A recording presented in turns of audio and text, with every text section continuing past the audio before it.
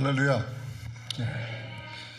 하나님의 이 설립 20주년 기념 여러분도 축복하고 하나님의 은혜가 충만하기를 간절히 바랍니다. 찬양팀도 굉장히 수준급이세요. 감사합니다. 말씀을 이제 부탁을 받고 이제 기도하는 가운데 무슨 말씀으로 여러분들과 말씀을 나눌까 생각한 가운데서 오늘 본문을 택했습니다. 이 본문을 택한 이유 중에 하나가 우리가 이 시대를 살아가면서 우리의 정체성이 불투명한 그런 시대에 살고 있습니다. 그런 가운데서 우리가 그 초대교회에서 일어났던 그 우리 신앙의 선조들의 삶을 살펴보게 된다 그러면 그런 아주 혼탁한 세상 속에서도 이들은 믿음에 대해서는 1.1핵이라도 타협을 하지 않은 모습을 우리가 기독교회사를 통해서 이렇게 보고 있습니다. 근데 아마 그런 시대가 지금 이제 신학적으로 얘기한다면 포스트 모더니즘 시대가 아닌가 이렇게 생각이 되어져요. 그래서 이런 가운데서도 이 본문의 말씀을 가지고 이제 말씀을 은혜를 나누기를 원하는데, 그럼 개혁 신학의 핵심이 무엇이냐? 개혁 신학의 핵심은 이렇게 얘기를 합니다. 아버지는 계획을 세우셨고 아들은 그 계획을 가능케 하셨고 성령은 그 계획을 이루게 하셨다. 아버지는 우리를 택하셨고 아들은 우리를 의롭다 하셨고 성령은 우리를 거룩하게 하셨다라고 남가주에서 미국 교회로 12,000명 목회하시는 존 메가더 목사님께서 그 말씀을 하셨습니다. 이 말씀을 보면서 우리 모두는 이런 혼탁한 세상을 살지만은 우리의 정체성이 분명해야 된다는 것을 말씀을 해야 되는데, 우리가 그렇게 할 수밖에 없던 이유 중에 하나는 저와 여러분들은 하나님의 선택함 가운데서 하나님의 백성으로 이렇게 만들어졌기 때문에 우리는 물에 술 탄 듯 술에 물 탄 듯 그런 생활을 하지 않고 세상이 어찌 돌아가든 간에 나의 정체성은 분명해야 된다는 그 얘기를 여러분들한테 말씀을 통해서 드리기를 원합니다. 근데 우리 성경 말씀에 쭉 보게 되면은 우리 신앙의 선배들도 그런 말씀을 아주 분명히 한 것 같아요.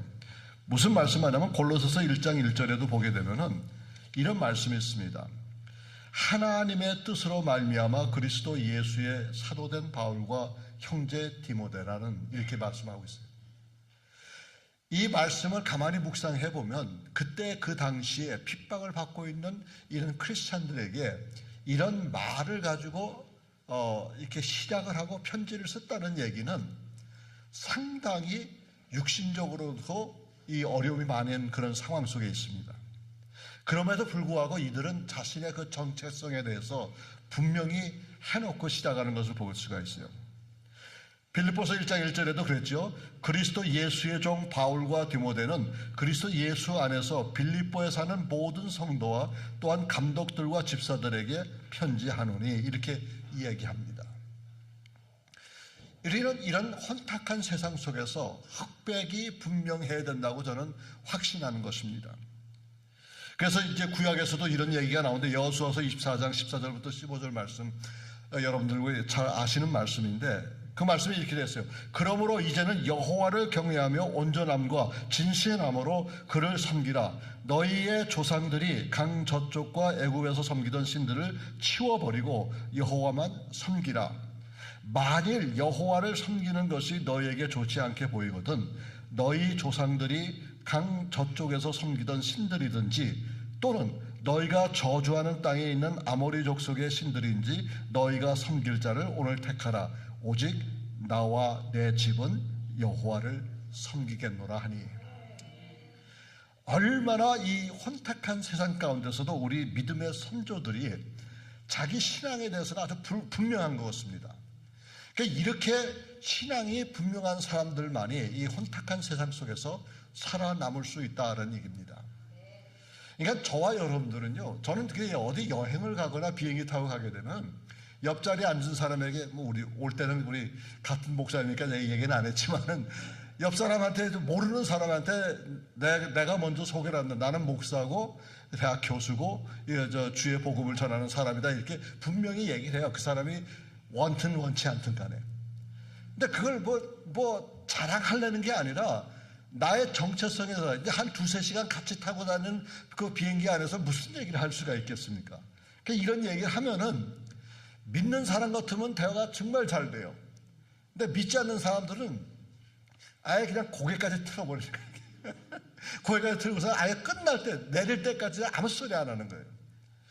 자, 그렇게 보았을 때에 저와 여러분들이 오늘 본문을 통해서 한 3가지를 볼 수가 있는데, 첫 번째는 뭘 보고 싶으냐면 15절의 말씀을 통해서 진리의 말씀을 옳게 분별하는 자가 되라, 이 얘기예요. 자, 내가 진리의 말씀을 옳게 분별하며 부끄러울 것이 없는 일꾼으로 인정된 자로 자신을 하나님 앞에 드리기에 힘쓰라, 이렇게 말씀했어요. 자, 그렇다면 여기서 봤을 때 내가 진리의 말씀을 옳게 분별하며 라고 했는데, 영어는 15절 마지막 구절이 먼저 나옵니다. 우리 한국어 성경에는 내가 진리의 말씀을 옳게 분별하여 그랬는데, 여기서 뭐냐면 하나님 앞에서 드리기를 힘쓰라가 먼저가 나온다. 그렇다 그러면 영어 성경에 나오는 그 얘기를 봤을 때, 그러면 내가 이 세상에 살면서 무엇에 내가 힘을 써야 되느냐, 이게.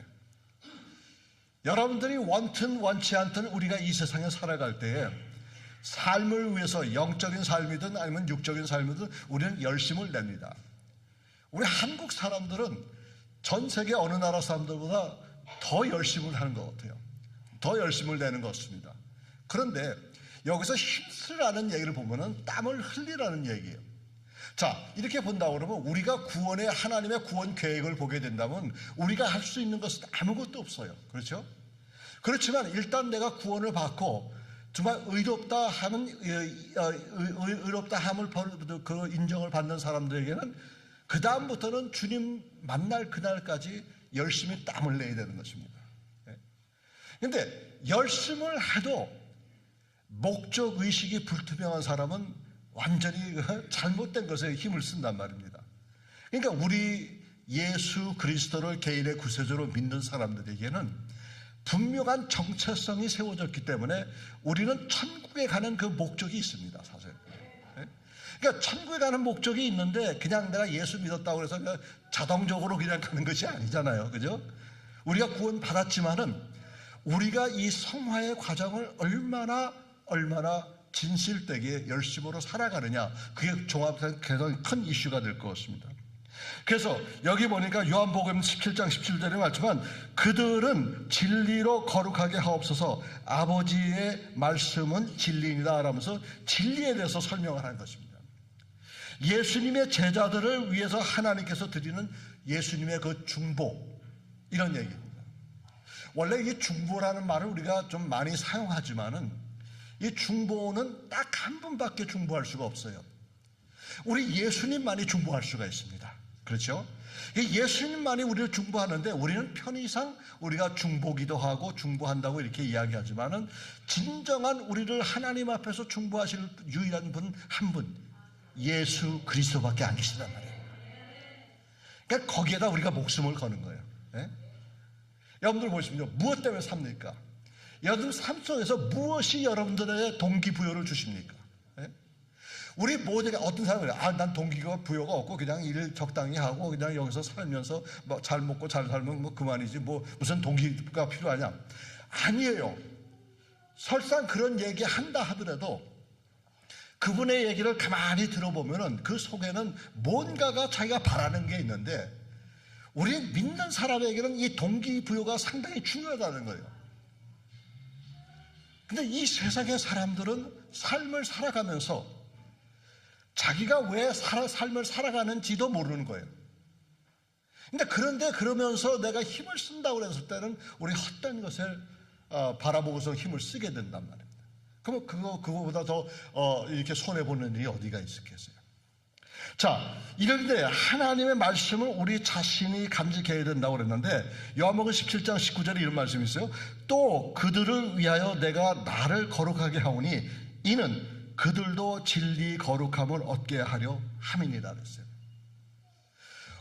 저와 여러분들은 절대로 거룩한 사람이 아니에요.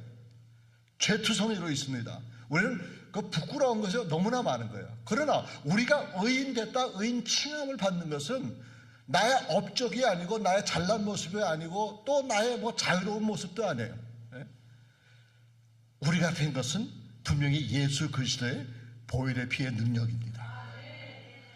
이것 때문에 저와 여러분들이 오늘 하루도 눈을 뜨고서 살아가는 그 이유와 목적이 있다는 얘기입니다. 이런 목적을 가지고 사는 사람들은 이 환경의식이 전혀 환경이 지배를 받지 않아요. 우리는 여러분들 그런 얘기 있잖아요. 내가 정말 돈의 노예가 되면 안 된다고 그랬어요.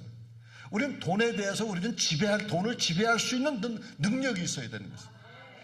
자, 그렇다고 그러면 내가 돈을 많이 벌고 적게 벌고 그게 문제가 아니라 내가 돈을 지배할 수 있느냐 아니면 돈의 노예가 되느냐 그런 얘기예요. 상황도 마찬가지입니다. 여기 오니까 정말 하늘도 맑고 오늘 아침에 샤워를 했는데 얼마나 물이 깨끗한지 모르겠어요. 그래서 LA 물 비하면은 여기는 너무나 좋은 거예요. 여기가 천국이 아니고 어디겠는가 이런 생각을 해봤지만 또 LA 사는 사람은 LA 사는 사람도 살아갑니다, 여러분들. 근데 그런 좋은 환경에 있는데 환경이 좋다고 해서 내가 기분이 좋고 환경이 나쁘다 해서 기분이 나쁘고 내가 좌절 실망하고 이건 아니란 말입니다. 우리 믿는 사람들의 가장 중요한 것은 뭐냐면 환경이 나를 조종하는 것이 아니라 하나님의 말씀, 살아계신 하나님의 말씀이 나를 주관하시고 그런 말씀을 통해서 내가 거룩함을 받게 된다는 것입니다. 여기 보니까 바르게 한다고 그랬어요. rightly라는 그런 말인데 성경에서 바르게 한다는 말은 여기서 자나 기준을 얘기하는 건데 이 기준에 대해서는 여러 가지 면에서 이 세상 사람들이 가지고 있는 그 기준하고 저와 여러분들이 가지고 있는 기준이 현저하게 다르다는 것을 우리는 느낍니다. 물론 돈이 많으면 좋겠죠. 내가 넉넉한 삶은 좋겠지요. 은행에 정말 예금한 것이 빵빵하면 얼마나 좋겠습니까? 그러나 그것이 우리 인생의 목적이 아니기 때문에 돈이 없고 좀 쪼달리는 삶을 살다 하더라도 내 마음속에는 평강이 있고 내 마음속에는 기쁨이 충만한 거죠. 왜냐 우리의 그 자가 우리가 하는 그 기준이 이 세상에 있지 않고 이 세계의 권력과 명예와 이런 것에 있지 않고 우리의 기준이 하나님의 말씀에 있기 때문에 그래서 이것을 맨 처음에 이해하기는 힘들겠지만 이것을 말씀을 계속 묵상해 보면은 내 자신의 존재에 대해 가지고 상황이 나를 어둡고 슬프게 만든 한이 있더라도 내 마음속에는 예수님이 살아계시기 때문에 기쁨이 충만한 거예요. 그러니까 여러분들 이 자리에 모인 거 아니겠습니까? 그렇죠? 매 주일마다 이거 속된 얘기지만 매 주일마다 여기 와서 모여가지고 찬양도 하고 다 좋죠. 그렇지만은 이런 가운데서 이 지킨 시간을 어떤 때는 설교가 길다고 이렇게 컴플레인 하시는 분도 계시는데 그럴 수가 있어요. 그렇지만 얘기를 봤을 때 여기 와서 내가 하루에 이 귀중한 시간을 여기서 보낸다는 것 자체가 내가 분명히 교회라는 그 컨텍스트를 봤을 때 이 교회라는 것이 사람들의 모임이지만 세상 사람들이 모이는 거와 똑같지는 않단 말이에요. 그 캘리포니아에서 있었던 일인데 팬데믹 거의 끝날 때쯤에서 그 캘리포니아 주지사가 뭐라고 명령을 했냐면 이 교회를 개방하는 것을 제일 마지막에 개방했어요. 그래서 왜 그 마지막에 개방을 했느냐? 그 사람들은 교회에 대한 개념이 없는 거예요. 그래가지고 이거를 영화 극장에서 영화를 관람하는 사람이나 스포츠 경기에서 관람하는 자들로 생각했기 때문에 교회 그 예배 드리는 그 문을 늦게 열어버린 거예요. 근데 그 사람들 생각은 뭐냐면 강단 위에서 있는 사람하고 강단 밑에 있는 사람하고 다르게 본 거예요. 여러분들은 관람자고 나는 여기서 쇼를 하는 사람으로 이렇게 봤기 때문에. 근데 우리 말씀을 보게 되면 절대 그렇지 않잖아요. 강단의 위에서 예배를 인도하는 사람이나 이 자리에 앉아서 예배를 하면 우리는 예배자라는 얘기예요. 그렇죠? 그 예배자이기 때문에 하나님 눈에서 봤을 때는 내가 밑에서 앉아서 말씀을 듣거나 찬양을 듣거나 함께 부르는 거나 이 강단 위에서 말씀을 증거하나 딱 우리가 다 주 안에서 다 같은 사람이란 말이에요. 이 개념이 틀리는 거예요. 그렇기 때문에 진리의 말씀을 우리가 더 강력하게 생각해야 되는 이유 중에 하나가 뭐냐면 이런 것이 세상의 기준과 다르기 때문에 그래요. 두 번째로 뭐가 나오냐면 여기 보니까 부끄러울 것이 없는 일꾼으로 인정된 자라고 그랬어요. 자, 그렇다고 그러면 우리 삶 속에 부끄러움이 없어야 되는 것이에요. 근데 여기 재밌는 얘기는 뭐냐면 부끄러움이 없기 위해서는 우리가 버려야 할 것이 있어요. 16절 말씀 보세요. 망령되고 헛된 말을 버리라. 저희는 경건치 아니함과 점점 나아가니라 했어요. 그러니까 우리가 은혜를 받으려고 그러면 우리 속에, 그러니까 회개한다는 얘기가 내가 뭐 옛날에는 아주 거지같이 삶을 살았지만 예수 믿고서 이제는 바른 삶을 삽니다.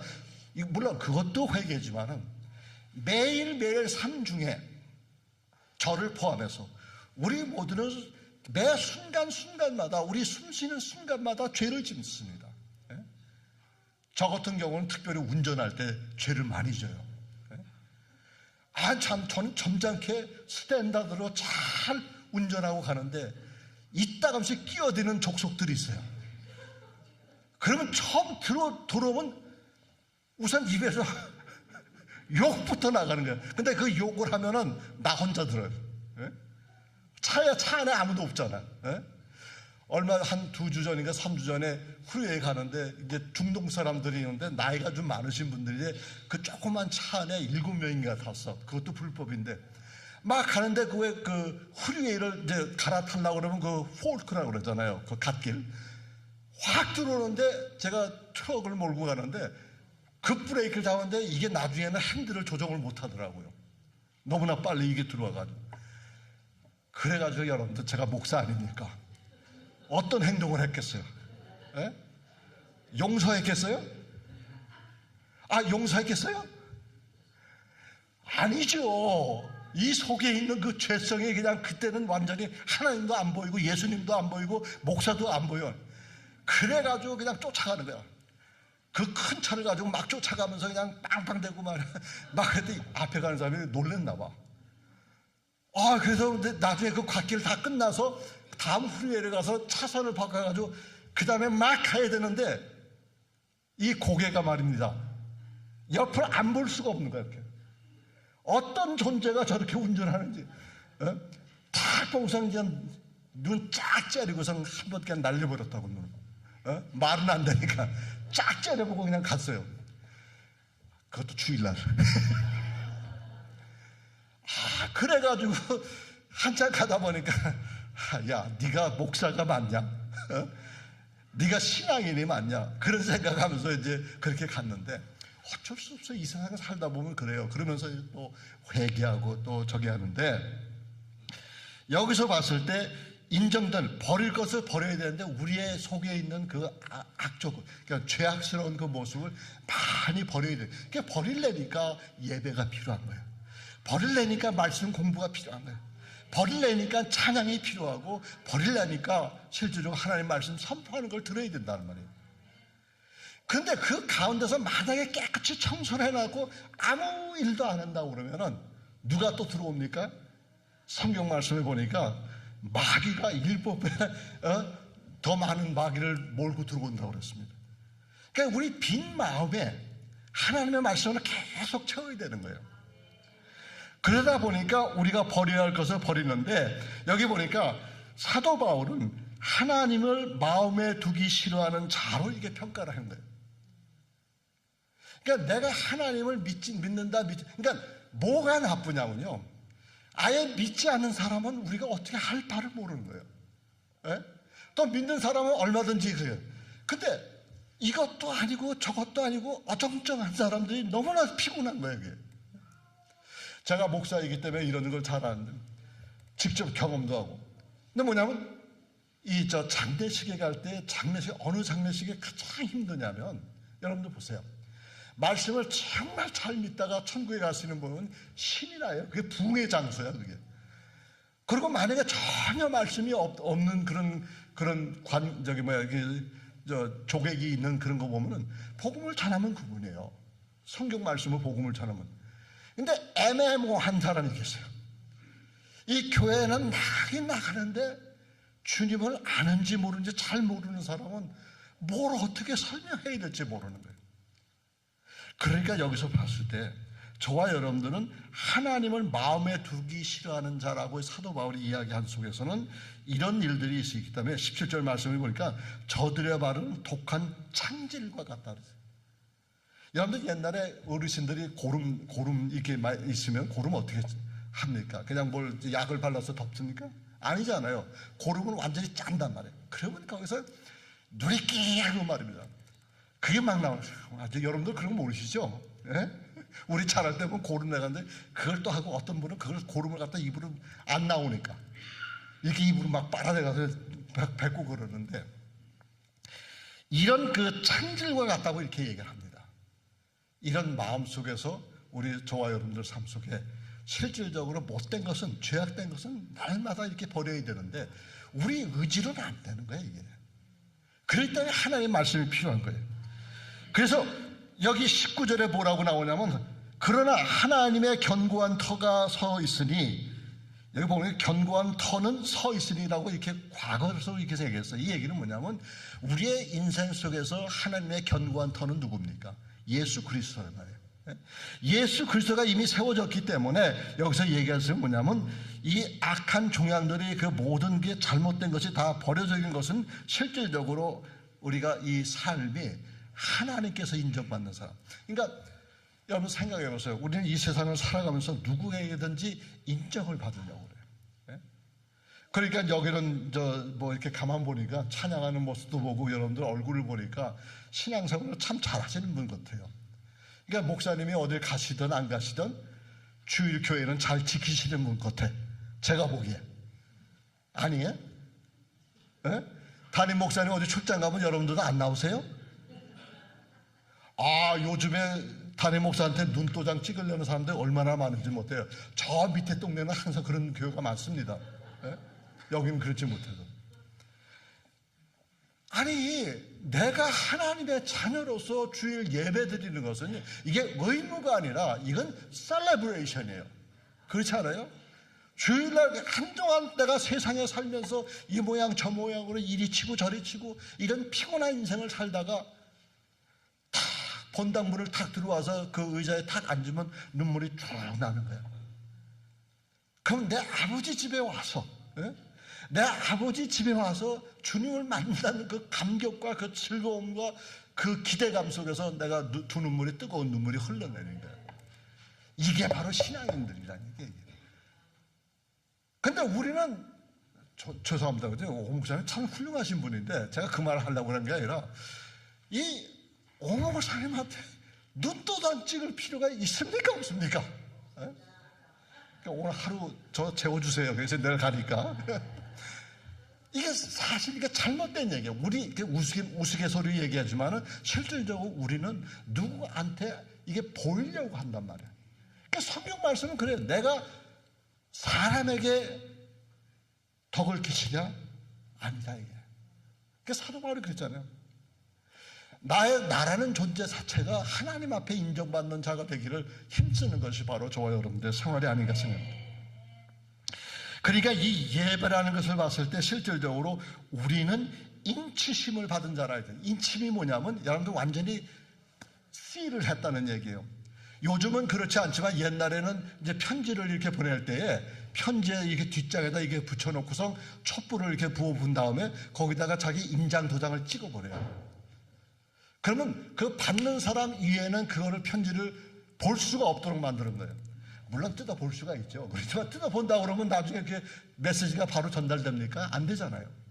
그러니까 이미 저와 여러분들은 예수 그리스도의 보혈의 피로 인침을 받은 사람들이에요. 그냥 우리 주위에서 이런 일 저런 일 있어도 기분 나쁜 일 있어도 그래 기분 나쁘지. 남이 내가 만들어 놓은 업적을 남이 이렇게 가져갔단 말이야. 그래서 삶 속에서 마음은 아프지만 어쩌겠어요. 주님께서 주님만 바라보고 가는 거 아니에요. 그렇기 때문에 저와 여러분들은 예수님 앞에 인정받는 자가 되기를 주의 이름으로 축복합니다. 마지막으로 15절을 얘기해 보니까 자신을 하나님 앞에 드리기에 힘쓰라. 제가 처음에 얘기했죠. 자신을 하나님 앞에서 힘쓰기를 저라. 이거는 예배 중심의 사람을 여기서 얘기합니다. 예배 중심의 사람인데, 예배 중심의 사람이라는 얘기는 이 예배가 셀레브레이션, 축제 예배입니다. 예?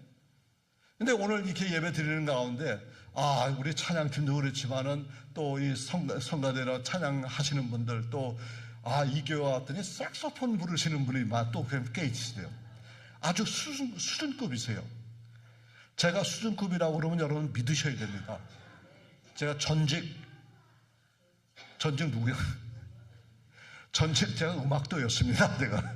그래서 음악을 들을 줄 알아요. 너무 잘하신더라고요. 음정도 안 틀리시고. 예? 얼마나 잘하는지 모르겠습니다. 그래서 제가 여기다 여러분들 찬양하는 거 다 녹음했어요. 다 보여주려고. 저 웃동네 가니까 사람들이 참 점잖고 다 실력파들을 다. 오늘 꼭 제보 주십시오. 이 정도 아부였으니까. 칼빈 선생님은 뭐라고 그랬냐면 예배가 엔터테인먼트 되면 안 된다고 그랬어요. 그죠? 그러면서 뭐라고 얘기하냐면 음악은 교회 음악을 즐기는 청중으로 만드는 것이 아니라 하나님의 임재 안에서 주님의 찬양을 부르는 회중으로 만들어 가야 된다 그랬어요. 그러니까 요즘에 그 소위 찬양 사역자들 보면요, 제가 가슴을 치고 분해하는 모습. 이 찬양곡을 만들면은 너무 빠르고 너무 싱커페이션이 많고 너무 노래가 곡조가 높고, 그러니까 당신들만 노래하지 청중이 노래를 못한다는 얘기예요. 그 종교 개혁 시에 칼빈이 뭐라고 얘기했냐면, 만약의 경우에 청중이 함께 노래 부르지 못하는 것은 아예 그분은 다 배제시켜 버렸단 말이에요. 그러니까 우리는 이 강단에서 쇼를 하는 게 아니에요, 여러분들. 그렇죠? 이분들을 통해서 저와 여러분들이 함께 찬양 부르고 하나님 앞에 영광을 돌리는 것이니, 그게 바로 하나님 앞에 드리는 삶입니다. 그래서 야고보서 2장 17절 18절에 보면 이와 같이 행함이 없는 믿음은 그 자체가 죽은 것이라. 어떤 사람이 말하기를 너는 믿음이 있고 나는 행함이 있으니 행함이 없는 내 믿음을 내게 보이라. 나는 행함으로 내 믿음을 내게 보이리라. 이런 얘기. 실질적으로 저와 여러분들 삶 속에서는 이것이 가장 중요한 것이에요. 그래서 오늘 여러분들과 말씀을 나누는 가운데 분명한 사실은 우리의 정체성이 분명하기 때문에 우리는 하나님이 인정된 일꾼으로 힘써서 주의 나라가 이 땅에 임할 때까지 우리는 열심히 다른 정체성을 가지고 주께 영광 돌리며 살아가는 저와 여러분 되기를 주의 이름으로 축복합니다.